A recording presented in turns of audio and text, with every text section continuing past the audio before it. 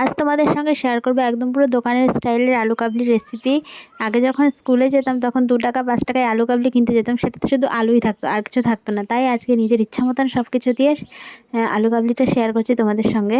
প্রথমে আমি আলুগুলোকে কুচিয়ে নিয়েছি, তার মধ্যে দিয়ে দিয়েছি ছোলা আর মটর সেদ্ধ করে নিয়েছিলাম, সেটাকে দিয়ে দিলাম তার মধ্যে দিয়ে দিয়েছি পেঁয়াজ কুচি, কাঁচা লঙ্কা কুচি, টমেটো কুচি, গাজর কুচি, শশা কুচি, ধনেপাতা কুচি, আর দিয়ে দেব পরিমাণ মতন লবণ আর 1 চামচ চাট মশলা।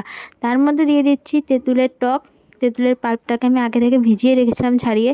আর দিয়ে দিচ্ছি টমেটো কেচাপ। তারপরে সেটাকে ভালো করে নাড়াচাড়া করে নিচ্ছি। দেখো কত সুন্দর আমার মাখা হয়ে গেছে, এবং দেখতেও কিন্তু খুব সুন্দর হয়েছে, আর খেতেও খুব সুন্দরই হয়েছিল। তো তারপরে এই যে প্লেটে সার্ভ করে তারপরে আমি একটু চানাচুর, একটু তেঁতুলের টক আর একটু টমেটো কেচাপ দিয়ে দিয়েছি। তো ভিডিওটি ভালো লাগলে অবশ্যই চ্যানেলটাকে সাবস্ক্রাইব করে পাশে থেকো।